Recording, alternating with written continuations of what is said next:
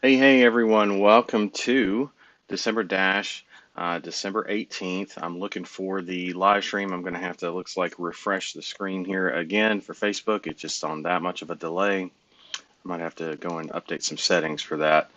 But I'm going to play the video here just for a second. You probably won't hear anything because I um, just started it. There we go. So you just caught the tail end of that. Awesome. So now I can see the comments and everything real time, all of them at the same time, which is cool. All right. So welcome to today. It's another day, brand new day. And tell me where you're tuning in from. I know we're broadcasting or restreaming pretty much everywhere in several places at least. And I know we also have some viewers and some new people watching, sometimes lurking out there. So I'd love to hear from you. Comment below. Let me know where you're tuning in from and who's tuning in. Obviously, not just where you're tuning in from. But today's topic is a little bit built on yesterday's, but not as much as maybe.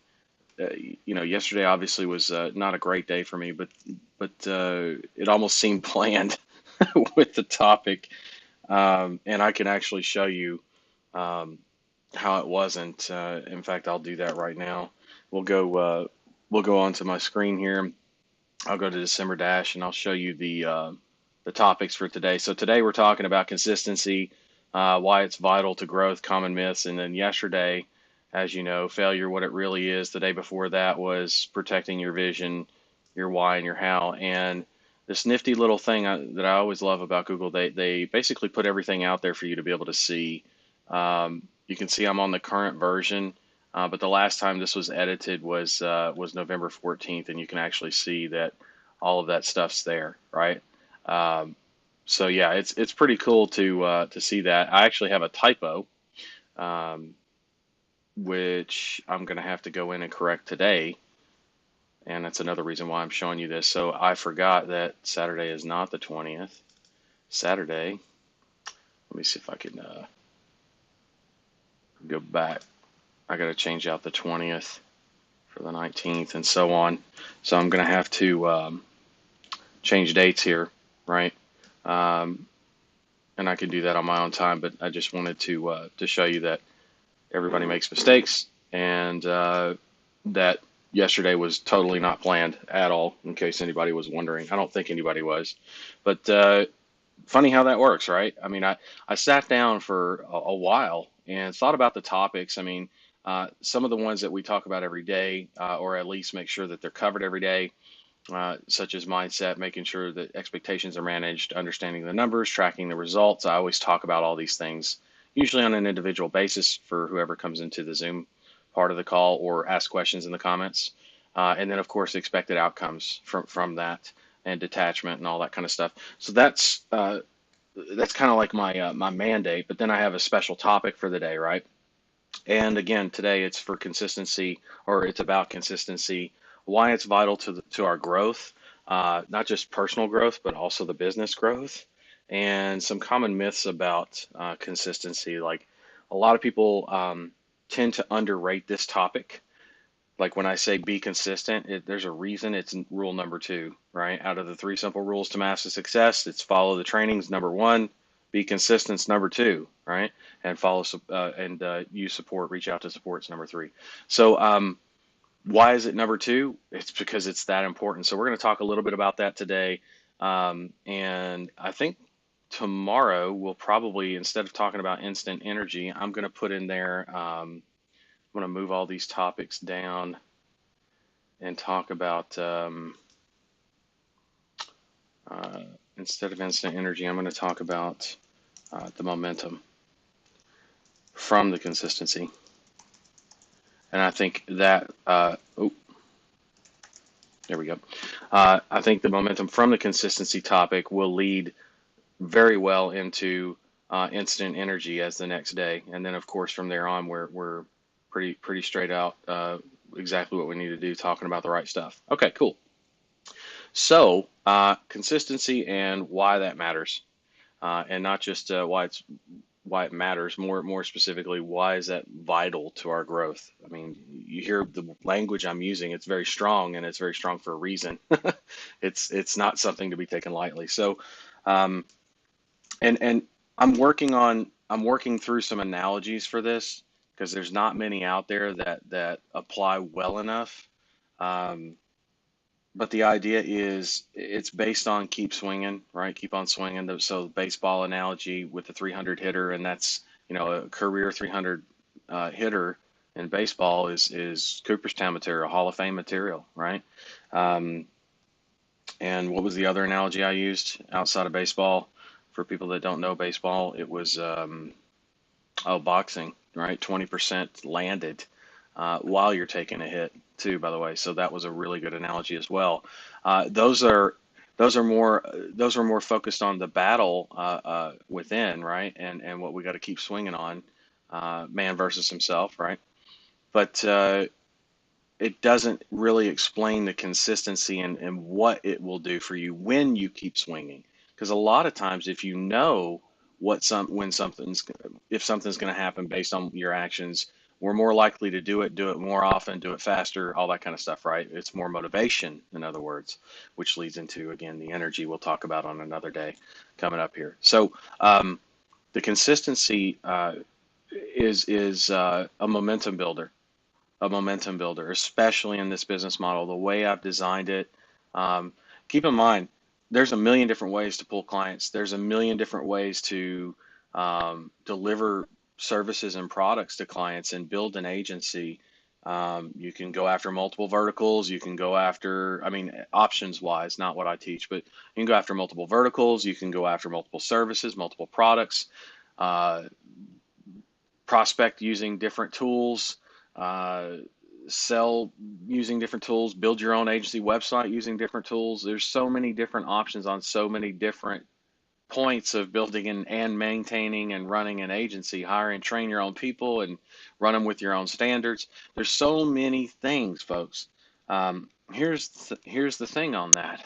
I have found and collected over my time and even improved over time the best set of systems and processes you'll ever see that'll put one of those rings that you guys like so much on your finger. Did you guys see that post in the group? I thought that was pretty cool too. I got that in yesterday. Man, if I didn't need it yesterday, right? Seeing those come in, that was pretty cool. That was an idea I had not too long ago. I've been kicking around the idea of the Kingmaker, as I told you guys, and it's not about me, but I have to be something, right? I have to have some kind of an identifier, and for me, it's going to be Kingmaker. For you guys and gals, it's going to be kings and queens, and that means ring adds royalty. And so I've been kicking around this idea for a few months, really, uh, but kind of finalized on how it's going to impact you guys. And in a much bigger way than it'll ever impact me, which is cool because you guys win big. I win, sure, and everybody knows me as the Kingmaker. Cool.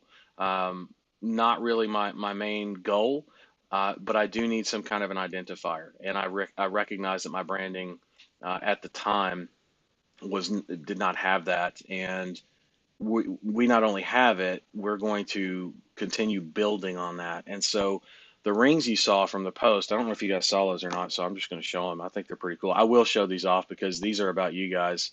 Um, Hold on, let me go to Facebook real quick in another tab. These things are pretty cool, not going to lie. Um, I put some serious thought into these in terms of what levels should be awarded at these levels with this kind of um, recognition. And let's see here, screen. There we go. So you can see here, I posted these up last night. Um, that's the six-figure ring, right? And we've got the seven-figure ring, the eight-figure ring, and most of you are like, oh, that's cool, right? And then we've got the nine-figure ring, right? And then we've got the billionaire ring, okay? For those of you who think it's not possible, you're probably in the wrong place. Find somewhere else to be. Seriously. Love you, mean it, Don't care, right? You should be looking at these kinds of things, not the rings necessarily, but what the ring represents, right? Um, this is, and then of course we have, oh, where's the, where's my little inside joke? It's literally an inside joke. Dilly dilly on the insides of the rings, right? I thought that would be kind of funny. These are just renderings. They're not finalized, but I'd say this is pretty damn close to what they're going to come out to be and looking like. And more details on how we award these and all that kind of stuff. There'll be a ceremony, I promise, and it's going to be something else. Like you're not going to want to miss this. Um, but every king and every queen. Here's what I'm thinking. Like every king and every queen needs to have something that recognizes them as that. And I feel like today's modern version of a crown, and I say modern, keep in mind, I understand there's still royalty that exists, actual royalty based on what we know as royalty, um, with titles and all. But in today's modern world, and especially in the business world, nothing says I'm a king or I'm a queen like some crazy bauble jewelry. And I don't mean just like cheap jewelry or gaudy. I mean something that just pops, right? And people look at it instantly. They're not looking at you. It's like the ring. They look right at the ring and they're asking questions immediately. And there's something about that for you guys, right? Notice, uh, yes, I will retain the title of kingmaker, right? But what is, I mean, at the end of the day, compared to you guys and gals, you're kings and queens, and you're running around rocking all this cool ass jewelry.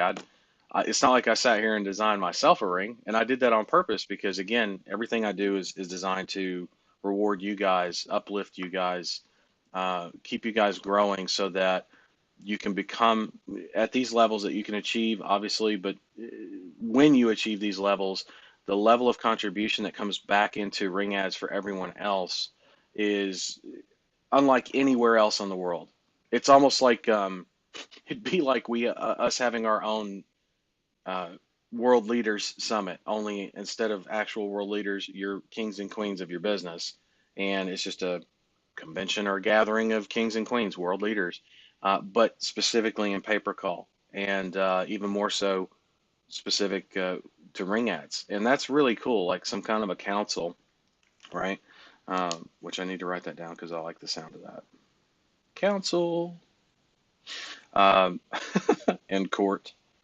Yeah, there's a lot of things we're going to do. Don't worry, we're not going to go overboard and get cheap and gaudy with it. But the idea is something simple, something plain, but again, just a real conversation piece. I mean, anytime you meet like a professional basketball player or baseball player, anybody that's or football player, anybody that's won a big ring, Super Bowl, World Series, right? Those kinds of things. Um, you instantly see the ring. I mean, you might see the man and be like, "Oh, that's Kevin Pierce," right? And then you see him a mile away, right? He's tall as hell. You see him and you're like, "Okay, that's Kevin Pierce. That's cool." And then the first thing you look at, because it's hard to ignore, right, is the bobble on his hand. I mean, it's massive compared to these even with ring ads. But that's the first thing you see. It's like, oh man, there's the ring. And how many times have you seen pictures of guys like Jordan and Brady, right? For example, where they got six rings and they're all like, doing this, and they got all the each of the rings on their fingers, that kind of stuff. Pretty cool. It's very impactful. It's almost like a not a rite of passage, but like a here's what I've been able to accomplish. And the ring means, at least to me, and it will to you as well, so much more than just I earned this much money. Because when you're again at these different levels, there's so much more that you can do, not just again for your family, but what you're going to do out in the world and the change that you're going to bring. And so, very excited about that. I know I spent a lot of time on that. I'll jump back to the consistency. There's really not much to say about that other than on consistency, other than when you know what the results are going to be, which is why I say there's a million different ways to get full back on point here. There's a million different ways to do stuff. I've got a set of systems and processes designed and refined designed and refined over the years to produce very consistent results. Very. And as long as you check in with me from time to time, I can make sure that fine-tuned machine stays finely tuned and continues to churn things out until you learn the controls yourself. And it's not a super complicated. It's not like you have to have a rocket science degree. Okay, you do not have to work at SpaceX to be able to run this business and run it well, right? And at some point, you're going to be able to have the controls all to yourself. And I'm just there strictly again as an advisor. That's that king and queen role versus the advisor, right? So, um, yeah, consistency pays off. But here's the other thing: consistency builds the momentum. We'll talk about momentum tomorrow. But the idea is when you punch away at things, I'll give you a perfect example. Yesterday, not feeling so great, right? I got a lot of stuff done, by the way, for the record, in case anybody was wondering. For you guys, I'm not just saying like um, just for myself. I got a few things done for myself, but I got a lot of shit done for you guys. And then I get hit with this late last night, not late, but in the early evening. These come into the inbox, and I'm like, oh fuck, those are like I had to. It was one of those moments where of course I started smiling. I was like, God Almighty, damn, those are gorgeous, right? Because they do. I mean, if you stop and actually take a look at them, they'll. At least for me, I'm like, man, I want one of those. That's exactly what I was thinking. That's why when David said it, last night, I was like, man, that's exactly what I was thinking, right? So I saw those, and there was no way I could not share those like immediately. I didn't care what time of day or night it was. I just needed to share it in a few places and show people, hey, this is, this is more to come on this, but this is where we're headed, right? In some of the directions we're headed, and that came from, by the way, not what I did yesterday. This came from something from 3 months ago. Do you follow? And that's only because I've been consistent in what I'm doing. I hope that rings true. I hope that makes sense. So like, there's going to be days where you're down, and the very thing that picks you up is some shit you thought of and did and put into place that's now coming to fruition from 2 months ago, a year ago, 2 years ago. Yeah, I saw you 3 years ago on stage and doing such and such. I've heard that before. And it's like, oh, well, you know, I do my best to be as humble as possible and say, I appreciate that. In fact, I remember you came up to me and you asked questions at the end or whatever. And if I do actually remember them. And uh, you were working on this or that, and they're like, yeah, that's right. And I was like, how's that going? And so we actually have a conversation and all that. But I've had rewarding moments like that come to me in my time of probably greatest need, even I would say, or how I would define it.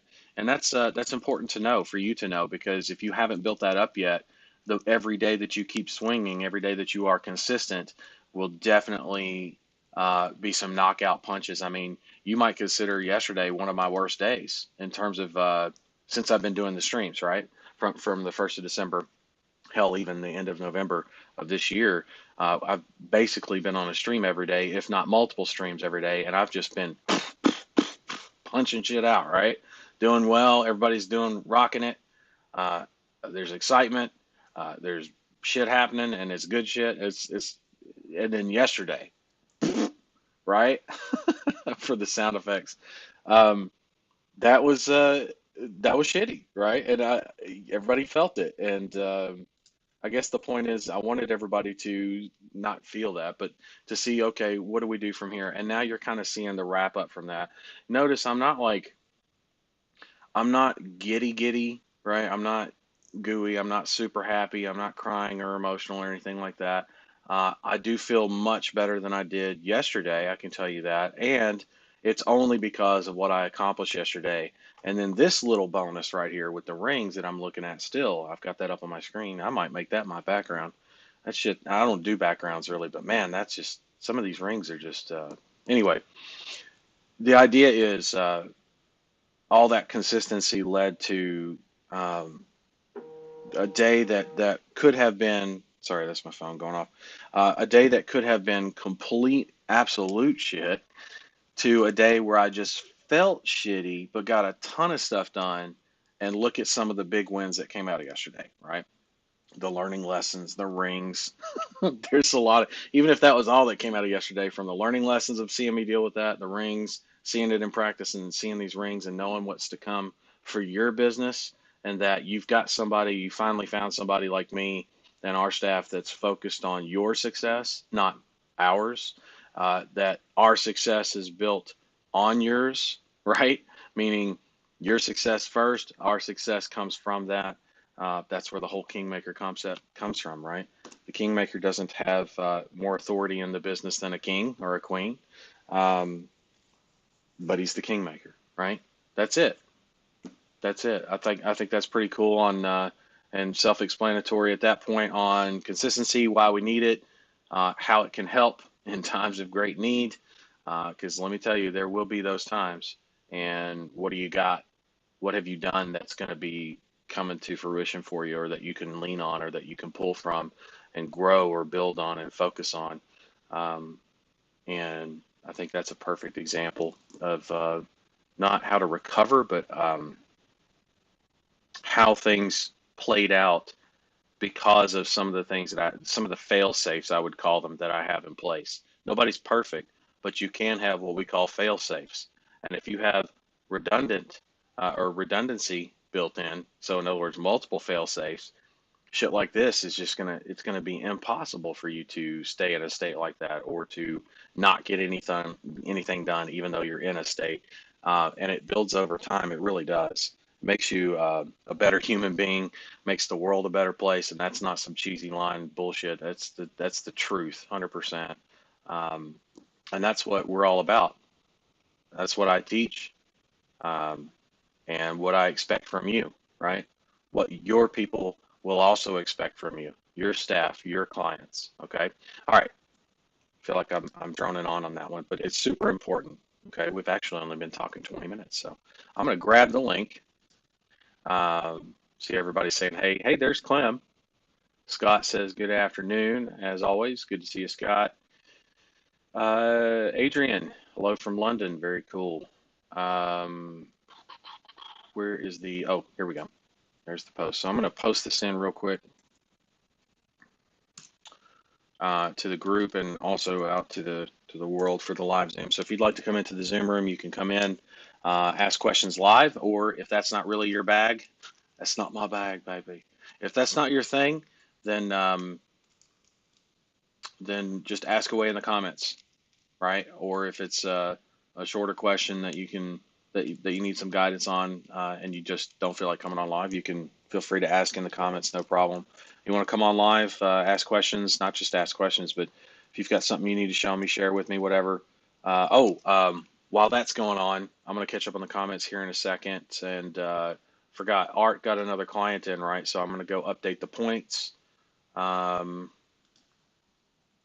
the revenue and all that stuff. So he's at 3,700 revenue this month on deposits, which is, I mean, I'll tell you right now, the way Art's headed over the next 6 months, from January, so like June to July, if he keeps his pace, okay, of growth, not necessarily client acquisition even, just keeps the pace of the growth of the business moving, okay, which means he's going to have to shift gears and stuff here in a little bit, like, in about less than 30 days. Still acquire some clients, don't get me wrong, but there's some gear shifting and some different things he's going to be doing with his time versus what he's doing today, okay? But it all is to build the business, the systems and processes I talk about. But 6 months from now, he's probably going to be putting on a six-figure ring. By then, the details will be out on the rings and all that. But I just updated your points, Art. You have, because I did see that call recording and everything, you have 3,700 revenue collected, 1,400 points total because of the two 50-point extras for the 5 and 10 clients, right? That got their first awards. And you have a total client count of 13. John Hackwood still at 350 with 50 points earned, one client. And Jerry Clark, 225 total verified revenue. He's been kind of quiet lately, but that does not mean he is not busy. I guarantee it. John, the same thing, I'm sure.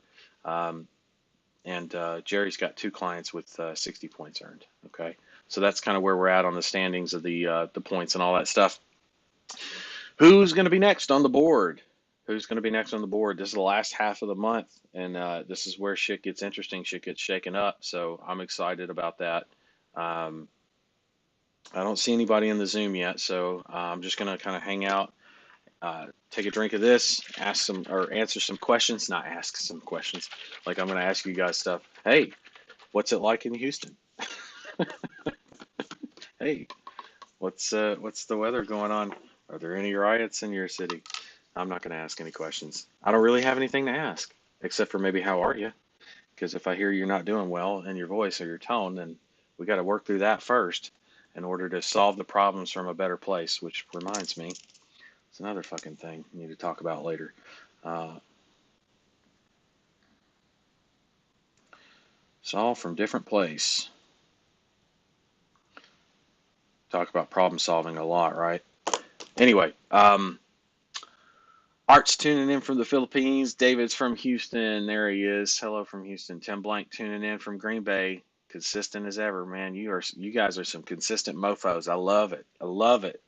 Um, John, there's another one. I always see John. I love that. Good evening. And Adrian, very good to see you. Quessy's here. Hey, buddy.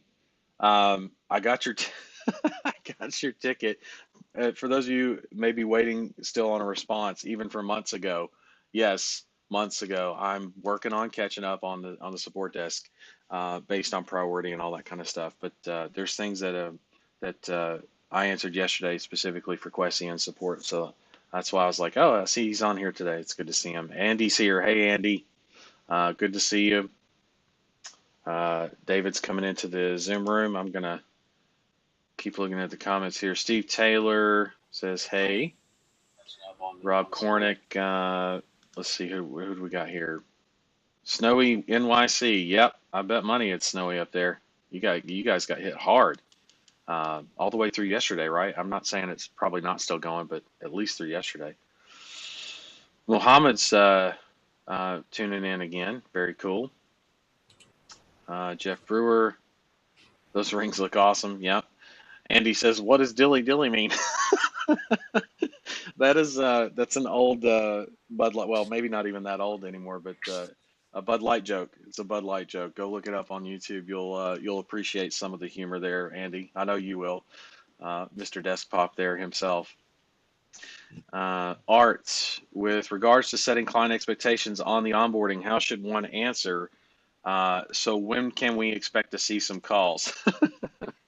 I would say, wrong question. What you really meant by your question, sir, right? And I would be nice about it, of course, because usually when you say sir like that, it's they think you're saying fuck you and nicely.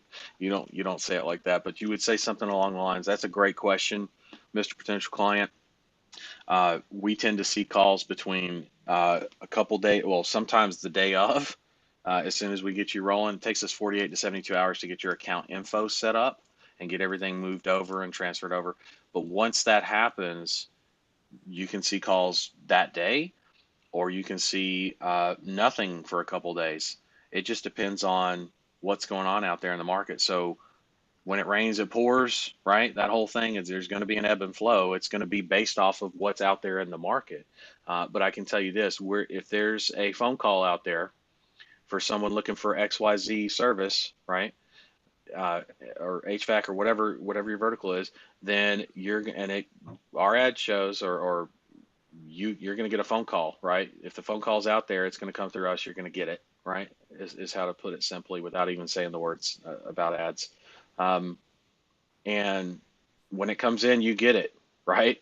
And it's yours and yours alone.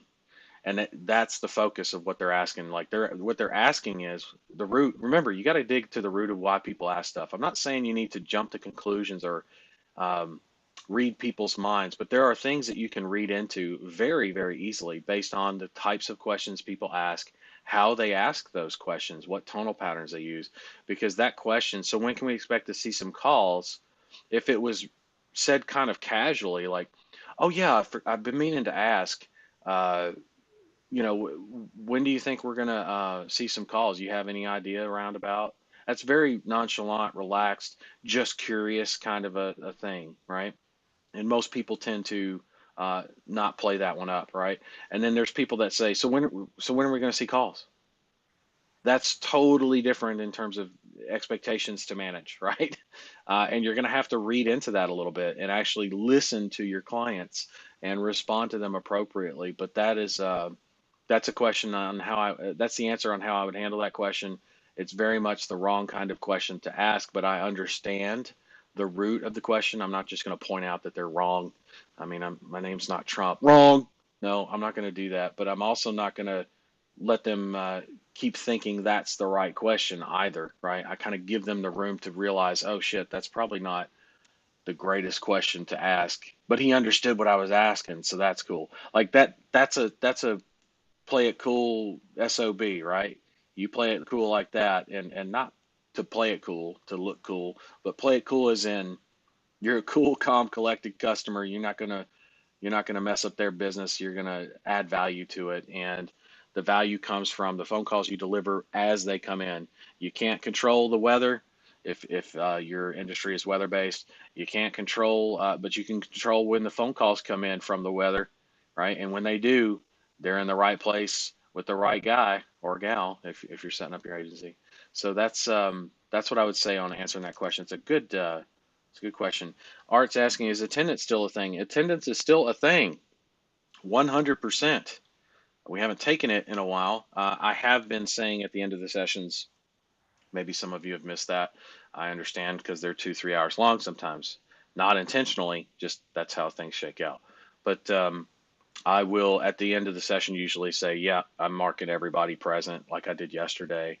Um, and don't worry about it, right? For yesterday. Told you I reserve the right to be able to do that. I didn't think I was going to be using it this much, so I'm very grateful and glad that I had the foresight to think of that as a rule, so I don't have to modify shit on the fly. That was pretty slick. Um, but toot toot, right, on that one. But other than that, yeah, we will be taking attendance. Actually, today we will be doing that. Appreciate the question there. And Art, also very good question about client onboarding and setting those expectations and maintaining those expectations. So when they get the call, it's like the first call, you should probably be reaching out to them and be like, hey, there's your first call. See what I'm saying? It comes and goes, right? There's going to be days where there may be zip, but everybody's got Zippo, right? Then there's going to be days where there's too many, and that's a good problem to have because now we're talking about how do we grow your business so that you can take on the too many when there are times of, okay, you get the idea. Okay. Um, I'll get to Clem. I'll get to you in just a second on response there. Uh, David, sir, inside of Zoom, how can I help you? Yes, so I've got just a couple of questions for you. I've been doing my market research. I told you I was going to start it yesterday, and I did. Yep. Um, so I feel like I need just a little bit of coaching on some verbiage. I'm following the script as best I can. Okay. I have,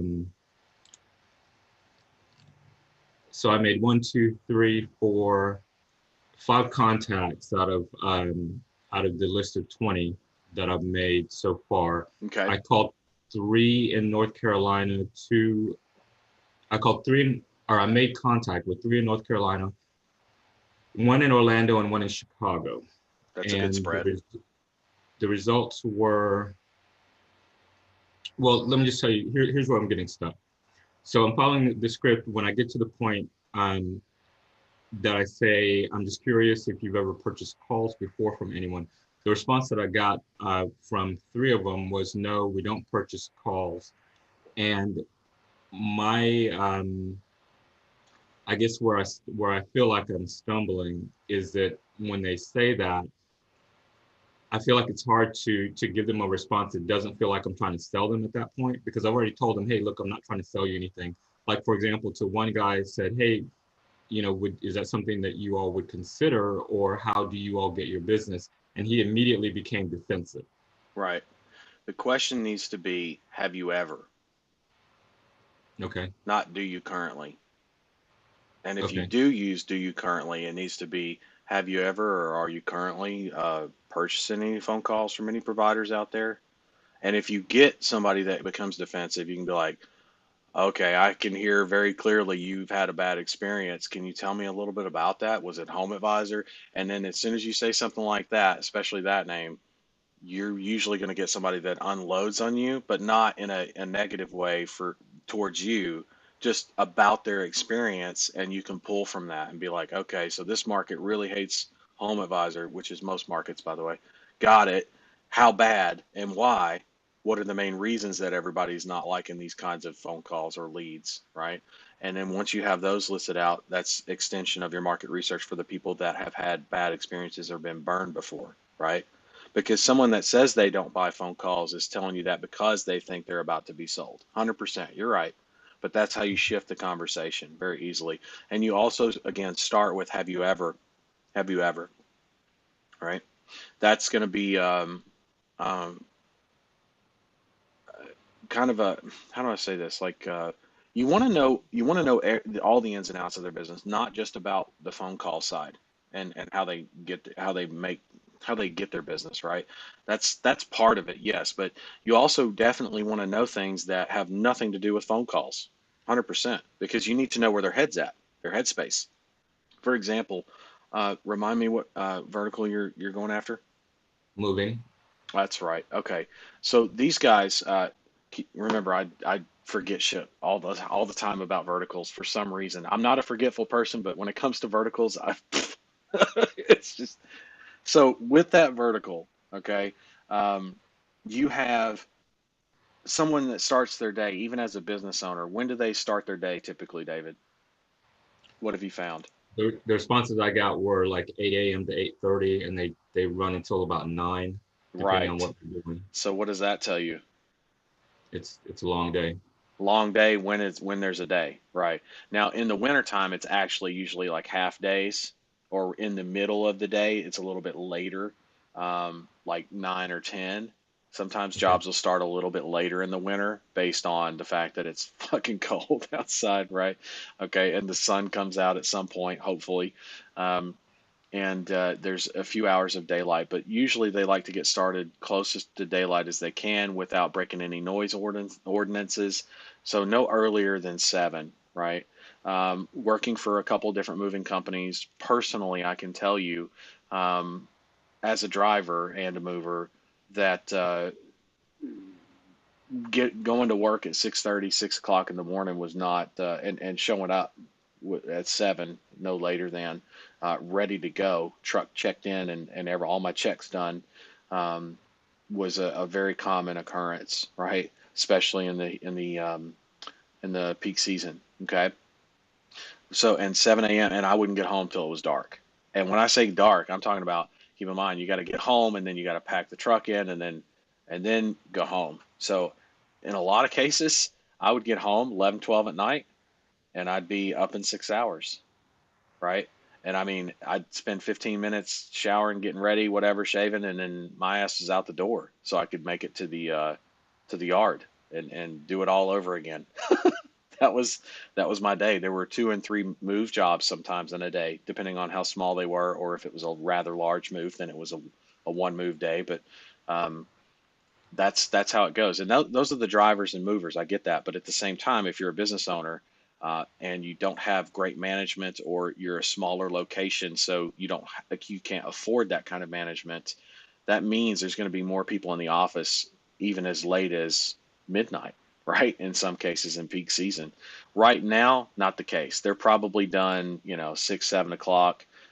Most of the time, there might be again sometimes where they go over on larger moves, but I happen to think this year and into the winter of this year is going to be much busier for this vertical because of the moratorium that runs out at the end of the year, by the way. And also, people are already moving, right? There's a lot of people that are being foreclosed on, I guarantee it, that are coming, or that are defaulting on their loans, can't pay their rent. A lot of people moving. A lot of people are going to be moving, consolidating, a lot of consolidation of houses, people moving in with each other, uh, all kinds of stuff. Okay. And that means more business for movers, stuff going to storage, stuff coming out of storage. Okay. Uh, they're going to be busier than usual. So, Now that you know that, that's good. What else do you know about um, how they operate? Like what keeps them up at night? Do you know about any of their main problems that keep them up at night? No, I haven't gotten that far with them yet. Okay. Um, Sounds and like you're maybe, going straight for the phone calls. well, that was, what do you mean by that? So like the questions you're asking sound like maybe you might ask one or two questions about just typical information, service hours, when they start their day or whatever, and then you're asking about if they've ever bought phone calls or if they're buying phone calls rather.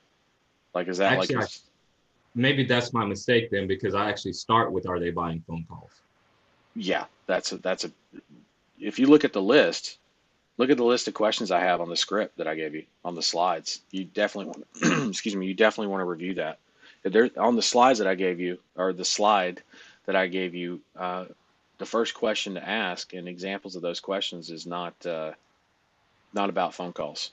Not you don't want to lead with that. Absolutely not. Now you definitely sound like a sales guy, right? Okay, so which slides are you talking about and where are they?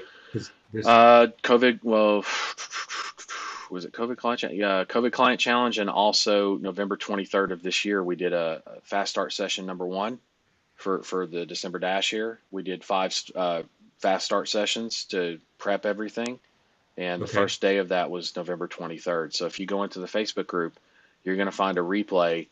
If you look for the dates, November 23rd. Matter of fact, actually, I'll make it even easier. I recently organized or reorganized the live streams up to I think yesterday maybe, which is basically every session. Go to units in the group. Go to units in the group and look for December dash, and then scroll all the way to the bottom. It's the first session. It's the very first one, and I'm pretty sure I covered the market research and the slides in there. Um, those those questions. So you probably want to start with yes, things like when do you start your day, you know, and not just start your day, but what's business like right now for you, what keeps you up at night, and it could be anything completely. They're going to be like, what do you mean? And you're going to say, well, I mean, every business owner has nightmares, right? What's yours? That's all I'm asking. And the reason I'm asking you is, again, I'm not trying to sell you anything. I just want to know if there's something else that I can help you with, or maybe not you, but this market as I'm expanding into it. Again, not trying to sell you anything. I'm just trying to understand more about what's going to make you more money. And if I'm able to be the one that's going to provide that kind of service, right?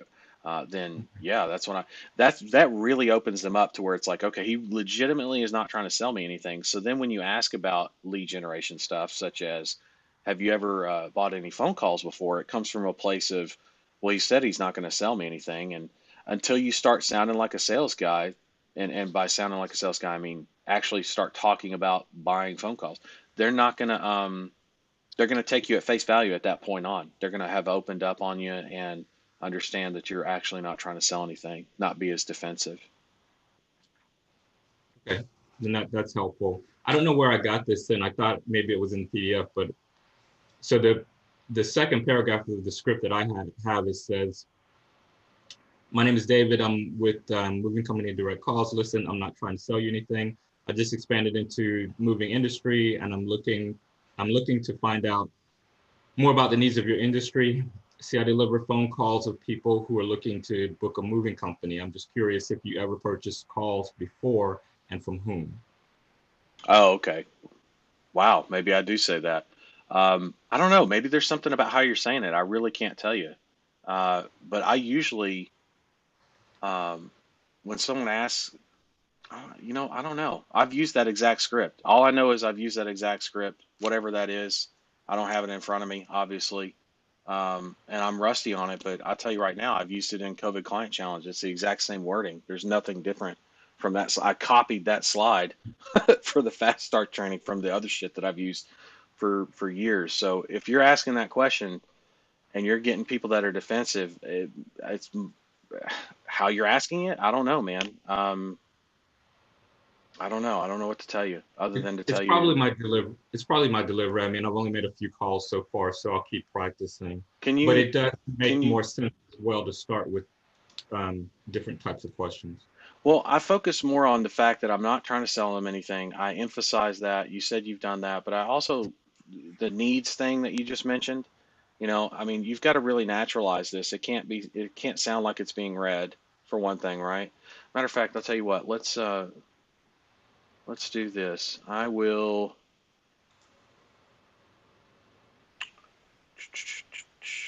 where is, hold on. Oh, I know where it's at. I've just got to navigate there. Give me 1 second. I want to pull up the script. So that way I'm looking at the same thing you're looking at.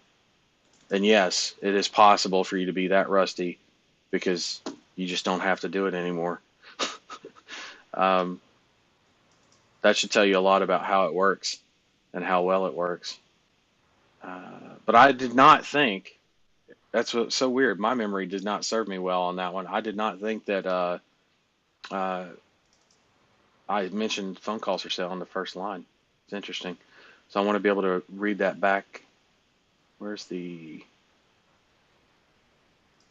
the prep sessions.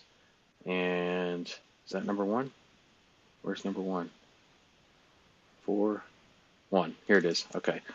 And I'll be able to pull that up over here. Let me find the market research slide. Should be towards the end.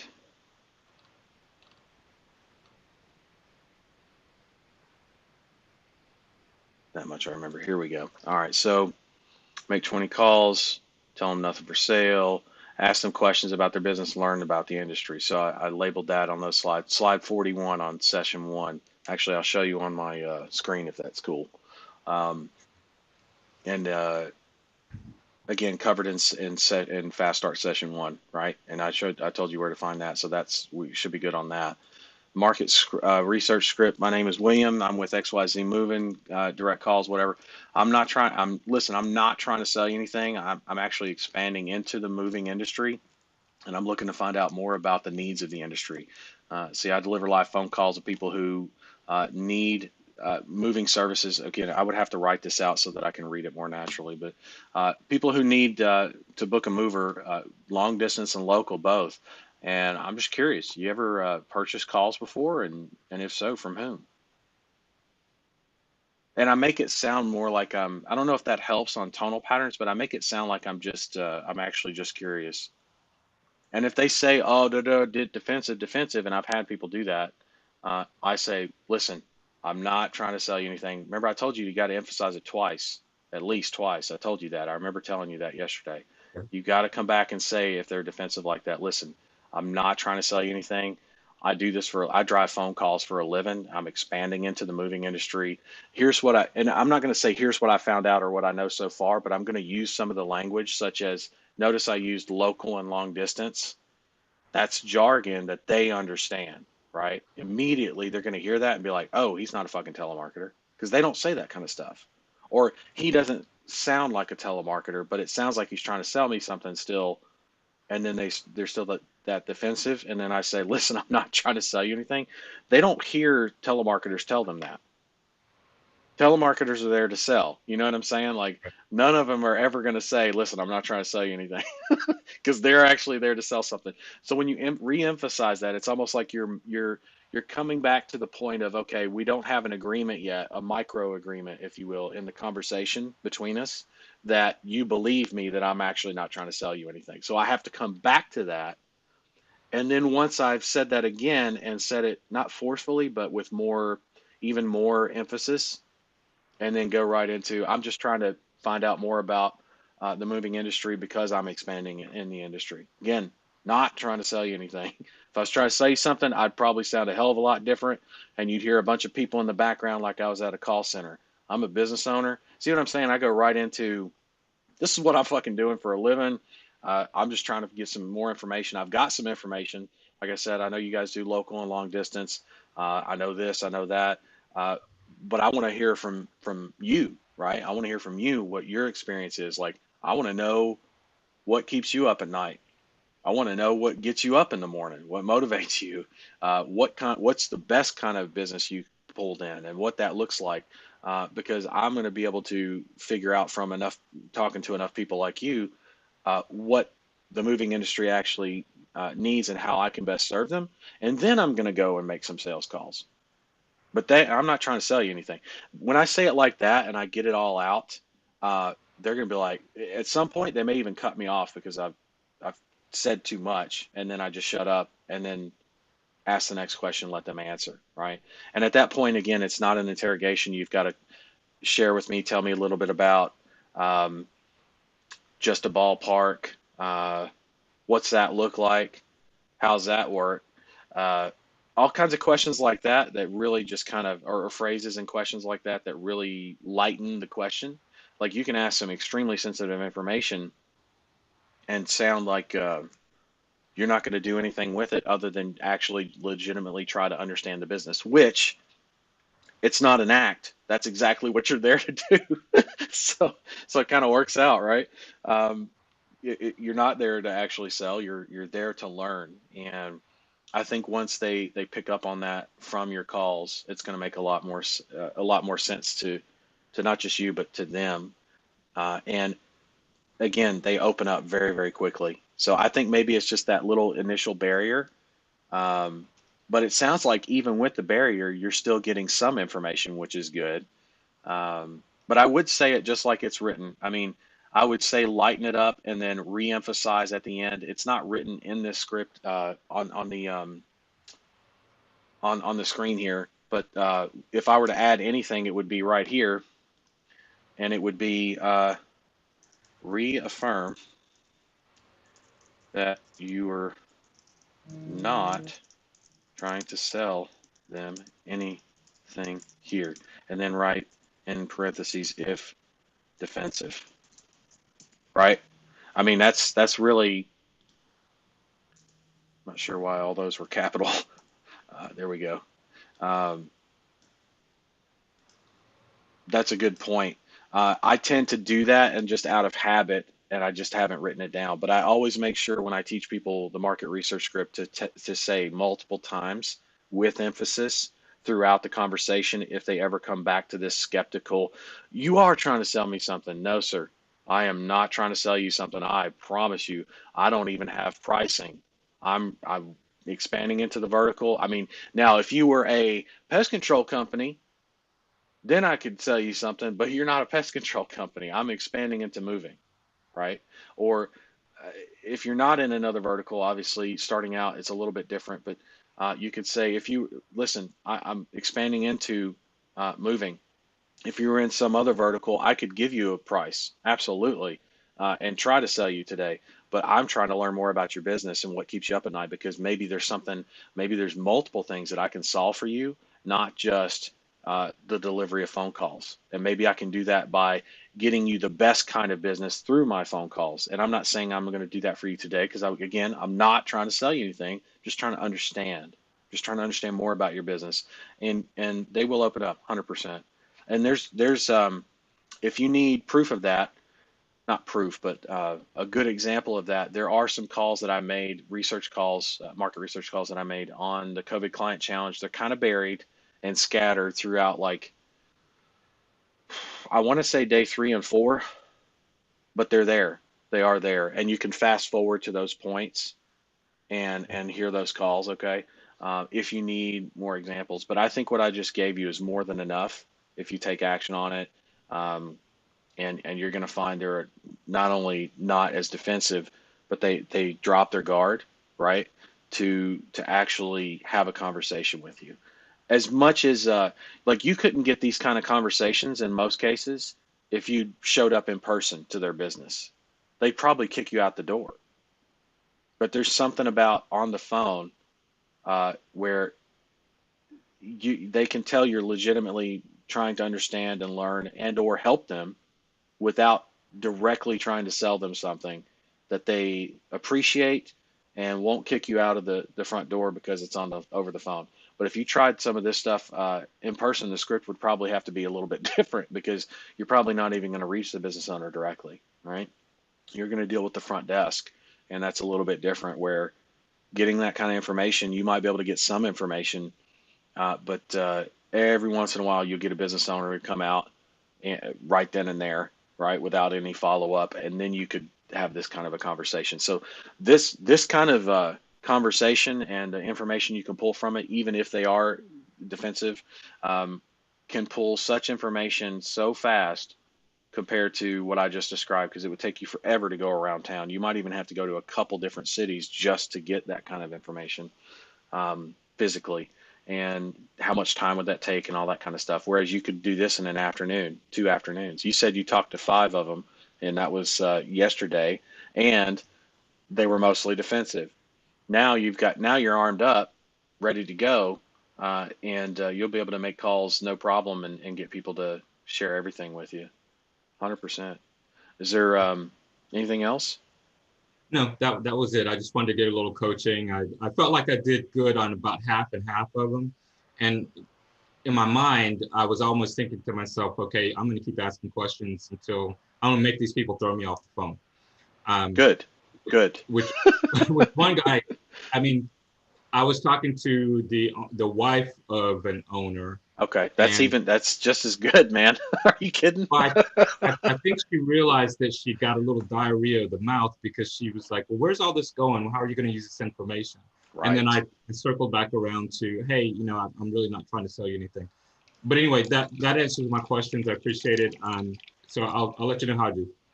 I think you're going to do very well, and I think you already have starting out. This is David, what we call course correction, and as you're sailing across the ocean here to the promised land, right? Course correction helps keep you on course, and um, pretend that I'm the only navigator you got that can. I'm not, but I'm just saying I am the absolute navigator. I can navigate by stars at night, and I can navigate by the sextet at during the day, and I can point us in the right direction 100%. And every time you every time you engage, in other words, come onto a call, ask questions in the comments, whatever it is that you need help with, like you just did today and the day before, and you see the progress that's happening from that. I know you do, but then you also get kind of a pinpoint. Okay, we went from here to here, right, and now we're here, so you can actually map and chart your own progress and everything, and see where you're going to land and when you're going to land. I would say if you keep up this pace today, tomorrow, because moving companies in the morning, I told you that's going to be pretty good on Saturday. Um, Today, tomorrow, you can have your market research done, everything geared up over the weekend, because we talk about the prep stuff, right, for next week, and you can hit it hard next week and pull in some clients, man. I know it's crazy, but it's not just possible; it's imminent for you next week based on the pace that you have. And I know that based on how many calls you actually connect, how many business owners you actually connected with from yesterday. Now you're going to go and connect with probably twice as many, not just because you can, but because they're going to open up. And when they open up, that motivates you, keeps you moving, on top of the information you pull in is just going to have more of them open up on you.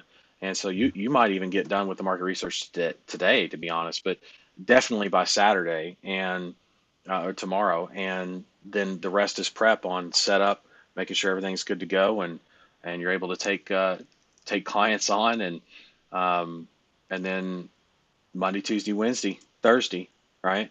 Monday through Thursday, I'd be hitting it hard. Monday afternoon on prospecting, and then Tuesday, Wednesday, Thursday all day. Well, Thursday half day because it's Christmas Eve, but Okay. man, it's going to be good. I promise. Okay. All right. Well, sounds good. Thanks for your help. You're welcome, man. As always. Clem says dealing with a crash computer will be back on track soon. That's good to hear. Uh, Resisting going away from following the training. That's good as well. The rings information is a big pick me up. It should be. Good job. Use that as motivation. Absolutely. Uh, and also from Clem, David's issue has got me past the problem I was facing. Sweet. I'm more than happy to help with that. Um, Always, always, always. let's see. Adrian says, I don't want to accidentally misquote what you said about hiring position one. I do feel that having someone who is very good at sales is very beneficial to have as position one. Because if position one has the wrong voice tonality and they're not sales trained, they may have lower appointments for position two to call back. So I'm looking to get two extremely good salespersons for both position one and two. I was wondering your thoughts on this. Um, my thoughts are not that. You don't need a salesperson for position one. You do not need a salesperson for position one. You don't need someone that was a former salesperson for position one. You need someone that can follow instructions, because the script that they read, tonal patterns wise, is very, very deliberate and very simple. There's only one or two patterns that they have to run. That's it. Okay. And that's going to be certainty and do you need more business right now? Right. The urgency. That's it. That's really it. Um, they're not setting appointments, by the way, so I'm not sure where you got that from. I don't set appointments. Whenever somebody raises their hand and says, yes, I need more business right now, that call is immediately passed off to a salesperson, and that salesperson then contacts them immediately, not at a predetermined time. That's not urgent. You don't go in for a routine uh, blood spurting artery fix. You go to the emergency room to fix your blood spurting artery, right? Or you're going to die. So your business, this is how you have to look at it for the urgency. Your business will die if it does not receive immediate medical attention. And the medical attention is going to be someone that says yes, you immediately follow up with on the phone. If they say, yes, I need more business right now through an email, you immediately follow up with them on the phone, right? And that is why, one of the many reasons why you do not need a salesperson in position one. It is not what I teach. Um, and It's not about misquoting, it's just not what I teach. Uh, I've seen people that have been hired for anywhere from $6 to $8 an hour uh, produce 30 to 40 hot leads a day of people that have said yes in a day, in a 4 hour period of dialing, not an 8 hour day. They worked 8 hours, they did something else for the other 4 hours as I teach, but a 4 hour day, and they were able to do 30 plus uh, um, hot leads. Get to 30 people that said yes, I need more business right now. Okay, from someone whom English is not a first language, and they weren't located in the States. $6 to $8 an hour. Okay, 6 to 8, not 68. $6 to $8 an hour, um, and that was a common occurrence. That's not a one time. That's not a one off, right?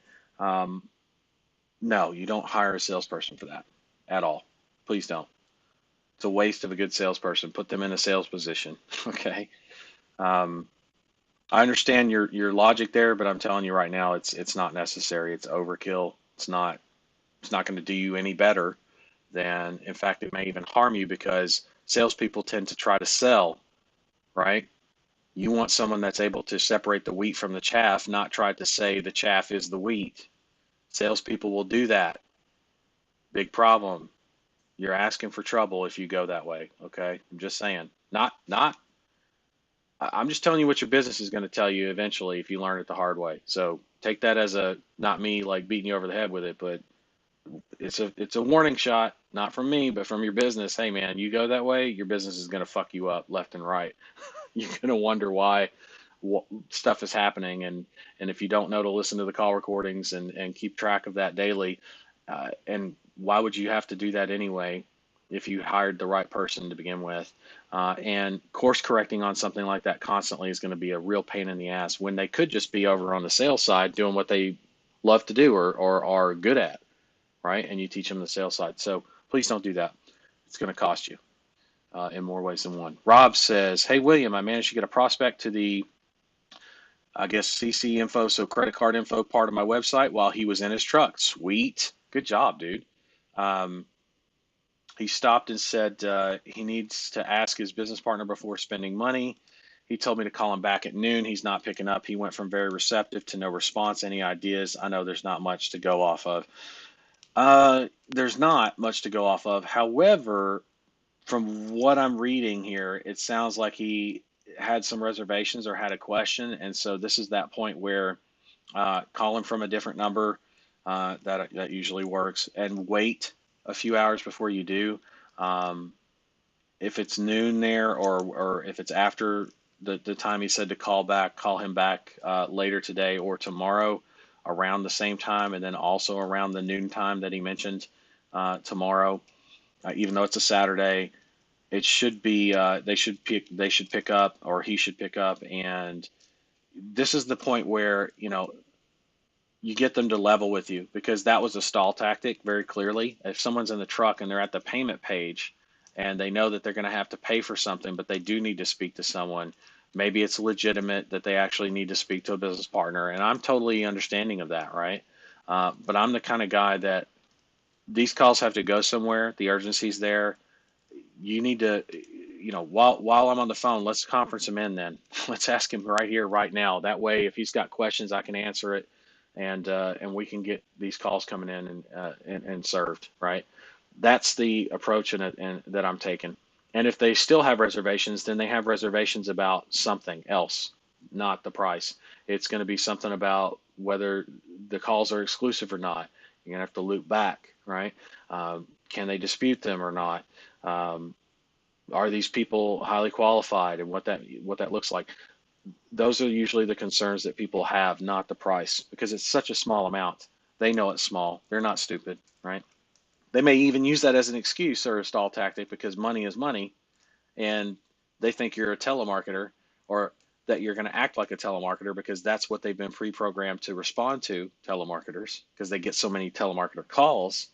But this is a different interaction. So um, when you reach to that point and you got somebody that says that on the business partner, there's an objection handling for a business partner, right? I know that's why we start small, but again, push for getting them on the phone. What's wrong with that? Oh, well, he's busy. He's in a business meeting. Well, listen, while he's in a business meeting and you're in the truck, worried about spending something that's not even the cost of a classified ad to drive good qualified phone calls that are coming in every day, have to go somewhere right now.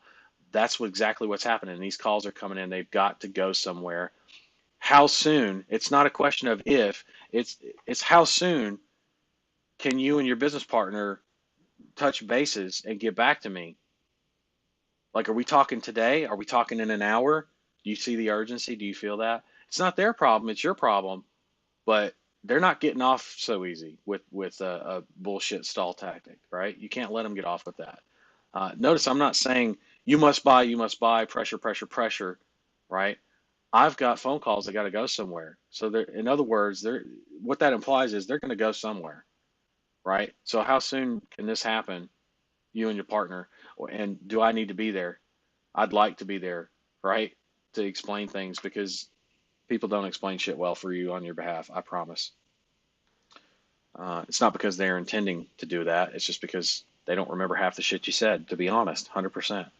So hopefully that helps you on responses for that, how to handle that, what that means, what they're actually doing, and how to address that if that ever happens again. It'll happen a lot less often now that you know things like send me more information.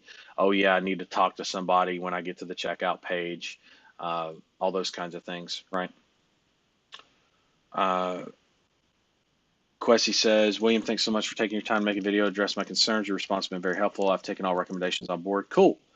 There's something I forgot to ask, and hope you can help me out here. I hope I can too. I have a two-tier price points for the calls in my niche. Okay, first tier is at 60, second tier 120. Okay, talking about let's start small with the contractors. Will it be too much asking for 600, 1200? Yes. You need to do something like the 3 and 6, absolutely, on price points. And what I would do is focus on what they want the most. They don't want repair calls the most, they want installs the most. There may be less of them there, but they are going to be absolute gold to them, right? And they know that. So start with like 3 to 5 calls at the higher tier, right, for installs versus service repair, right? Because those are lower tier. Not that they're less important or anything, because a lot of those, about a third of those calls, if you do your market research, this will tell you that a third of the service repair calls lead to installs, by the way. So that's pretty damn good. It's all up to the technician to sell and upsell in the home if it makes sense, right? They're not usually they don't gouge like that, but they if it's absolutely necessary, then they're going to be like, yo, you need a new unit, right? You need new an install, right? So take that to heart. Go less on the deposits. You want something in the range of 500 to 600, no more, right? That should be your upper tier on initial deposits. Can always have them re-up, man. Always have them re-up, and that gives them that safety and security and of knowing not all their money's tied up in you. They're not married to you yet. They're dating you, right? And after a couple of dates, then it's like, yep, he's the one. I'm getting married. I'm getting married, y'all. Right? All right. Uh, but I'm telling you right now, that's how I would go with it. Okay. And you're more than welcome. You do not have to thank me so much. I appreciate you, man. Keep doing what you're doing. Keep busting your ass, working hard. You're gonna make shit happen. I promise. I promise. You already have, actually. You're just gonna do it again, and this time bigger and better. So I can't wait to help you again and again. It's gonna be fun, man. It's gonna be fun. For some reason, I just got a flash of Quessy with a ring on his finger. Not a marriage ring. I'm talking, a ring as a royalty ring. I don't know why. It put a smile on my face. Um, my mind works like that. It's weird. Mohammed says, which day should we avoid prospecting? Christmas Day. Yeah, Christmas Day, Boxing Day is probably not going to be good because that's going to be on a Saturday. Um, that's a good time for you to prep, consolidate, work on your systems and processes, prep for that last push between Christmas and New Year's Day, which you don't want to call on New Year's Day. You don't want to call probably the day after. So that whole weekend is kind of going to be kind of shot. But again, systems and processes, client onboarding, take care of your clients, run the campaign, set them up, optimize, build systems and processes and training for your new staff, right?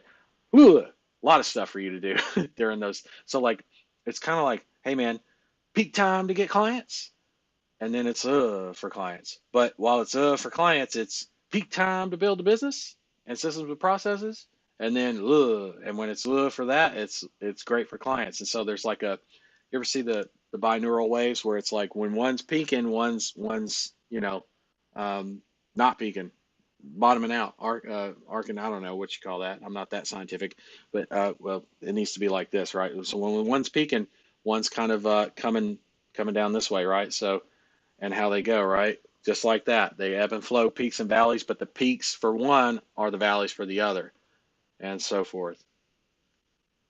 I don't know if anybody knows what that. Okay, done voguing for a second. I bet you guys didn't know I knew how to vogue. Madonna would be proud.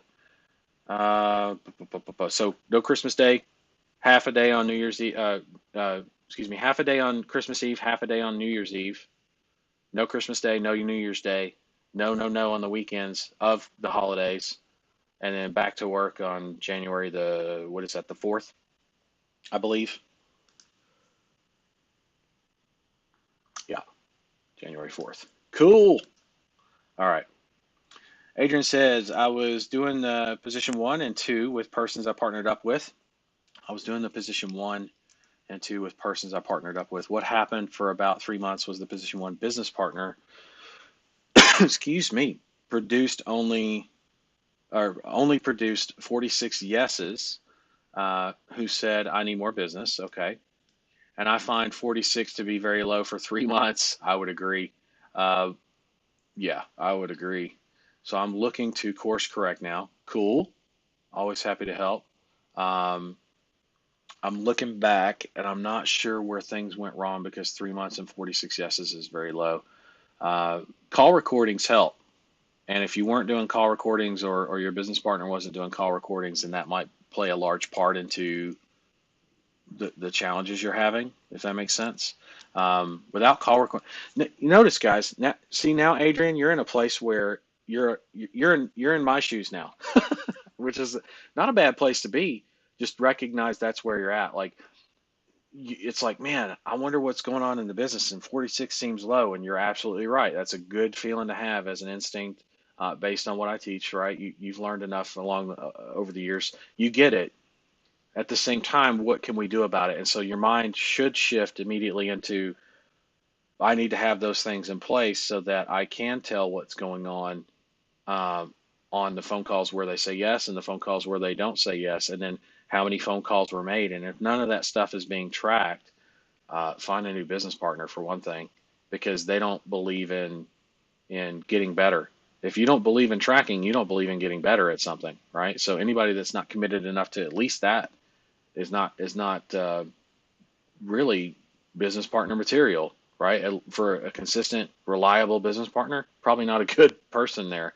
And I'm not saying they're a bad person. I'm just saying, for all intents and purposes, they have not yet learned to become a good business partner on that level, right? They don't even care enough about their business to track and grow important things like how many yeses they're getting versus how many nos they're getting and why.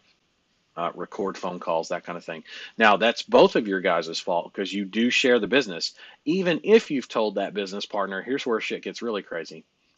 And maybe now you'll understand why, some of why I say business partner is not a great idea initially, anyway. Also, why I resigned in 2019 from a business partner, uh, because no matter what, whatever they do or don't do, uh, reflects directly on you, and you own that even if you don't want to. So in other words, you guys are business partners, right? And if your business is suffering with 46 yeses in 3 months, and you've told him over and over again even to track things, to record things, at the end of the day, you're still to blame as much as he is, even though he was the one in charge of the calls. See, we tend to finger point and blame each other. Oh, you only got 46 yeses. You're fucking up. You're not tracking. I told you to track. I told you this. I told you that. And those are all true. At the same time, though, you're the other half of the business. You didn't hold him to account, right? And I'm not blaming you either. I'm saying you're both equally to blame for things that go wrong and go right in your business, right? Um, for things that go right in your life and things that go wrong in your life, wherever you're currently at in life, you deserve it 100%, right? And that's not a mean thing. That's a good thing and a bad thing. Could be, right? Depends on where you're at, I guess, in life. uh, a mentor of mine taught me that, Kevin Nations, actually. um, but I would say, to recap here. Oh, we did not finish. Hold on, let me finish up the question here. I'm looking back and I'm not sure where things went wrong because 3 months and 46. So you got to evaluate the data. You got to look at, and if you don't have any data, then that would be the first problem to fix. And then make sure that never happens again. Track everything. You know that. Um, and again, if a business partner is not willing to do those kinds of things, find another business partner, because you're both to blame for that kind of stuff, right? And you don't want to continue to be blamed for something that's not your fault. So, for example, like when I was at the other place, right, and there was a lack of software development, and by lack of software development, I'm being extremely fucking nice, and it should be very clear because they had to migrate over to another place, right, for that kind of stuff, several months after I left. And I had spent years, matter of fact, since day one, saying this is what we need to do. We need to head this direction, and not just head this direction. Here's how, here's the map, here's what it's going to look like, here's how much it's going to cost, here's what it's going to bring us, all those things, right? Um, I had the full vision and map and everything. Like, it, but if your business partner won't commit to it, or in fact fights you on it, and it becomes a point of contention, I have to own that for as long as I was partnered with that person. So now you start to see some of the impacts and things that happened over the last few years, at least for me personally. Not that that matters for you, but just for you to be aware that those things can very easily happen to you, and that you do have to take the responsibility for that, even if the other person is a total shitbag at times, or does things that are not okay, or that you're not in agreement with, or that directly contradict your value system and morals. Um, then the only thing left to do is to cut loose, because everybody else that's involved with that partnership as a client or as a member is now directly impacted by those negative, not vibes, but those negative experiences and those lies and things like that that develop. You don't want to build a business like that with a business partner. And I'm not saying every business partner you have is going to be like that. However, partnerships tend to be born out of a necessity that's not always reciprocated. A necessity that's not always reciprocated. In other words, one person needs one more than the other, right? And whoever that one that needs one more than the other is probably going to do less work or care less. And the one who cares less is the one who wins in the relationship, if you will, or partnership. And by wins, I mean gets their way, gets things the way they want them, as opposed to what may be better for the business in most cases. And when you actually care about the business, and I know you do, Adrian, that's why I'm mentioning this, and you care about your clients and you want to see them do well and you want the business to grow for you and your partner. If your partner is not matching you at all on that level, or at a certain place with that mentally, then enough to commit to things like tracking and all that kind of stuff. Again, just an example, not shit talking any partners, because I don't even know who you're partnered with. And frankly, I don't know if I need to know that right now. I'm just saying, uh, these are the things to look for, to work with, to manage, to be aware of in partnerships. Um, I've been in several partnerships, and several of them have ended badly. A couple of them haven't. Um, but I'll tell you, whether they end badly or not actually plays no part in the stuff I'm talking about that happens while you're partnered. Okay, so please be aware of those things. Use some of the things that you know about from my history as examples of why to do what to do. Maybe it's time to leave, maybe not, right? But you need to evaluate things like that and evaluate where somebody's at with something.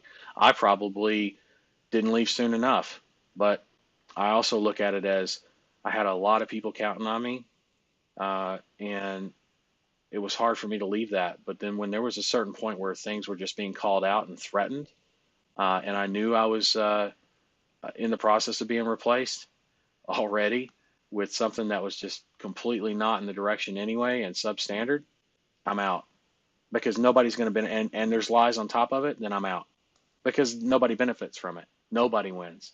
And I wasn't going to go down with that ship because I didn't need to. Didn't need to. And that's also why I say needed to rescue a lot of people, because I didn't want them to go down with the ship if they didn't want to.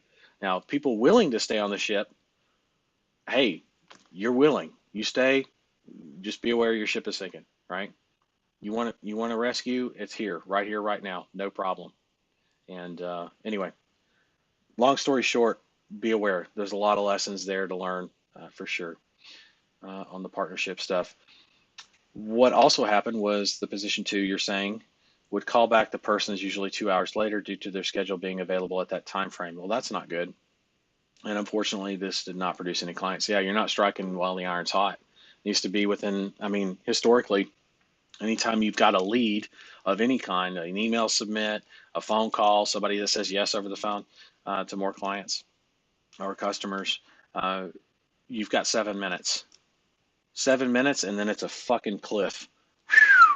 Just like that. Wile E. Coyote, poof, at the very bottom of the of the very bottom of the ravine, right? Love that. Love that cartoon. So that's not okay. You're going to have to do 2 hour windows and work it better than that. Um, I'm just very confused, and maybe I should send in a support email with more details to help course correct. Yeah, I don't have a problem with that. If you want to do that, not a problem. I'm always happy to help you. You know that. Just more details might help me advise better, but at the same time, I don't want to be the guy that is being finger pointed as saying, "Oh, your business partner shit," because I'll tell it like it is. I mean, and the thing is that doesn't mean the person is shitty. It just means whatever is going on, the dynamic or whatever the work that's being done or not being done in a lot of cases, for example, the tracking and all that stuff I mentioned earlier. Um, these are reasons why I teach what I teach and why they're so important, like tracking from day one, because it avoids these kinds of conversations and problems with partners. And you can keep each other accountable on, well, this is what William's saying is going to work. And we know it works because we've seen it, and we're not hitting these numbers, or we're not tracking these numbers. We got to do this, or we got to do this. Not because William says, but because what William says has been proven to work, and we see that, and we know that. So we've got to keep ourselves accountable to that. And if you've got to go to work to then I've got to be able to pick up the slack wherever, you got to let me know when it is you're doing that so that I can do this, right? Or maybe you should switch the roles of whoever's going to be the one actually closing on the phone.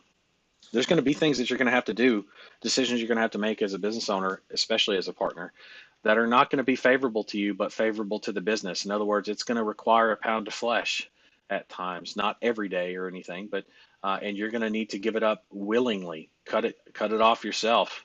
And when we talk about cutting off a pound of flesh, that is not going to be an easy thing for anyone to do, psychologically, physically, and sometimes the business requires that, right? But not always, and not forever. Certainly not forever. But that earns you the right, you and your business partner, the right to have a business where one day your business partner no longer has to go and deal with that job and can come back and pull his weight in those areas, right? Not that you have to pull more weight than him or anything at the beginning. I'm just saying he'll be able to show up more because he can show up more, right? So there's things like that, but you guys have to stay in good communication. You have to be in alignment on the direction that you want to take the business, and that needs to be very crystal clear and agreed upon and not deviated from. And the second it is deviated from, it needs to be course corrected immediately between the two of you. And if it's not, consider it irreconciliation, which means you're fucking done. You might as well be, because that is now a wedge, small as it is, that will grow to this, right? And it could grow to hate. It could grow to, which I'm not a hater. Um, there are things that scare the shit out of me and freak me out because people are following some things that aren't good from others. But there's only so much I can do about that. But as far as like hating someone or anything, no. But is there a big division? Absolutely. How does that end up? How does that play out between you and that person now and 3 years from now, 5 years from now, 10 years from now? Um, yeah, I just take that for what it's worth. But yeah, I'm always here to help, always happy to help. Whatever you need, let me know. I'm here for you. I got the feels for you. I got some empathy. I've been there a few times. I've dealt with it a few times, and I've gotten better at dealing with it. I can tell you, if you couldn't tell. Um, and I'm more than happy to help as always. Okay. Rob says, thanks for the info. The conference in is a great idea. I will use it next time. Oh yeah. Right. Oh yeah. Everybody's got three-way calling now. That used to be an extra service charge and shit, right? Every call you did that with. Not now, right? Not now. Everybody's got it. They got a cell phone. They got that. Quessy says, I know it won't be long before I wear one of those six-figure ring ads rings by following the training and consistently swinging. Yes, sir. Yes, sir. And I know you can do it because, again, you've been down this path. You've acquired a client. You were right there, right? Which is the equivalent of, like, for example, where Art's at. You're a week, 2 weeks behind where he was in terms of where he is currently. I mean, that's nothing short of awesome, because in 6 months, like I said, um, if he keeps the pace up, he'll smash right through that six-figure ring, right? Level. Brian says, yes, I did request Adrian, excuse me, not Brian. Adrian, that's your last name. Sorry, bud. Yes, I did request KPIs to be tracked from day one. It did take a long time before we got that on track. It's quite sad looking back now, but I am course correcting. Good. Well, here's the point. That sounds like a business partner that uh, maybe initially there's just some learning curve of you guys getting to know each other and holding each other to account. That's okay. That's acceptable. But from that point forward in that tracking, you should be able to determine what's going on, and not just tracking the numbers, but also call recordings. Super important to be able to go back and listen to those, not to judge his performance necessarily, more than what the results are, which can feel like the best way to put a business partner on the defensive is to start attacking or trying to be critical and improvement. You're legitimately trying to help because it helps the business if he does things better, right? But it would be better if he's self-corrected, or at least generated questions to ask that would help him become better in those areas that he knows he's weak in, or reached out to you for help based on those recordings. So as a business partner, I would actually say, hey, listen, take some time, review the recordings, review the numbers, tell me what's going on, so that way you know I'm not being critical or judging you or anything, and I'm here to help as a business partner, and we'll get the help we need if I don't have the answers, right? And you can ask me, right? I'm always here. So that's what I would do, and I'm glad you're monitoring the KPIs. That's good. I wouldn't say quite sad. I think you're maybe too focused on the past uh, history, if you will. Focus on the future, right? Focus on what you can do, and the fact that you guys are at least in alignment now, and maybe focus on how to make sure the alignment stays in alignment, and how super important and high priority that actually is above everything else. Because the second you're out of alignment, I just explained that wedge, right, and how that's different. So take that for what it's worth. Okay. Okay. Any other questions, comments, anything? Bueller? Bueller? Bueller? I'm just teasing.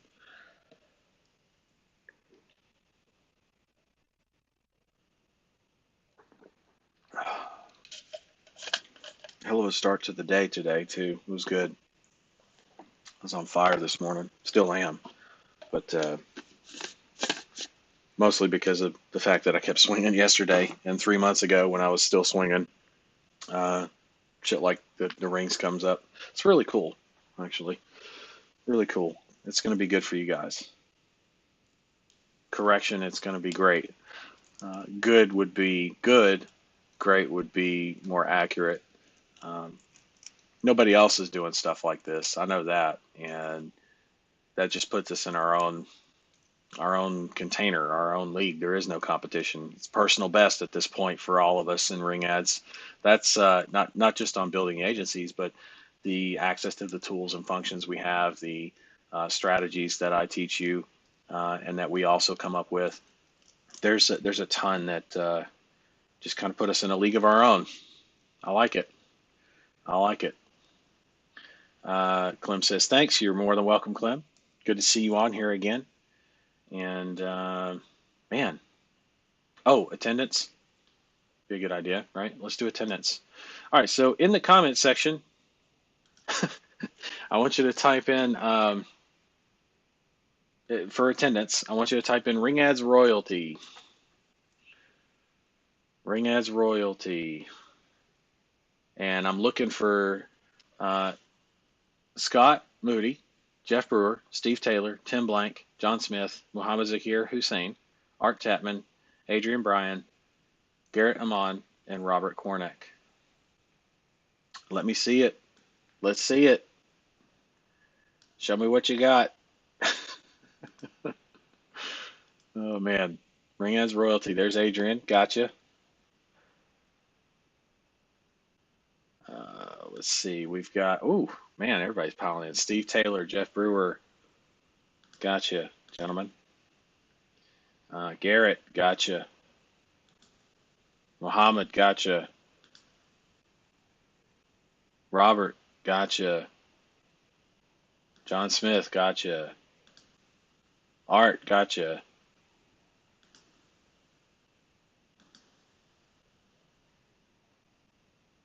I'm looking for Tim Blank and Scott Moody.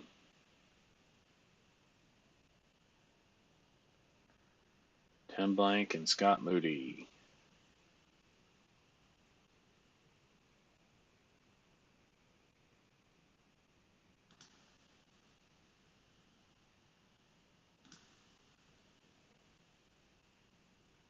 Okay.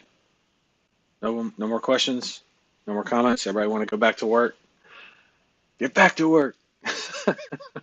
Everybody ready to go? Hey, man, hour and a half. Look at that. There's Scott. Hey, Scott. All right. Gotcha. Confirmed. Confirmed. And then Tim Blank's the only one left. So I'll keep my eye out for that one. Anyway, sounds like everybody's all tapped out, got all their questions answered. A lot of good topics covered today, which I didn't expect anything less. But yeah, happy to help as always.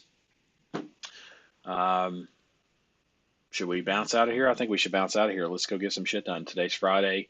And there's a lot of stuff we could be working on if you're done calling for the day, which most of you probably will be, prepping for tomorrow, prepping for over the weekend for a strong push next week, right? Would be a good idea. And we'll take it from there.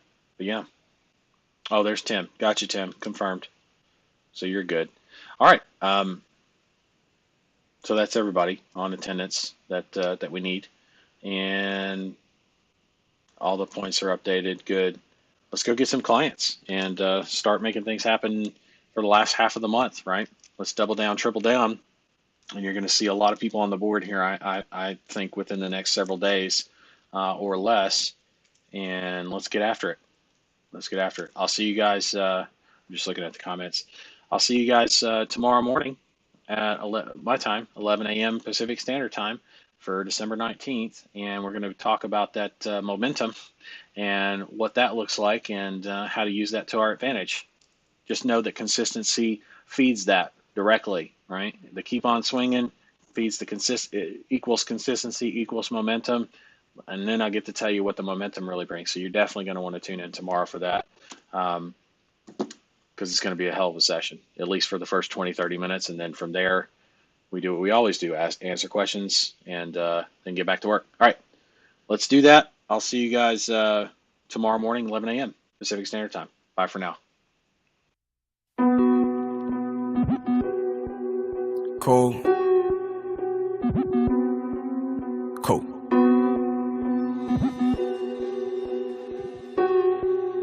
UFO.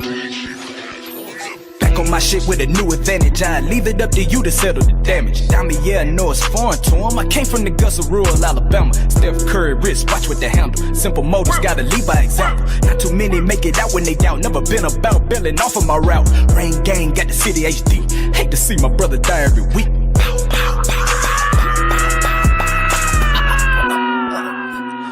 Numb to your vision.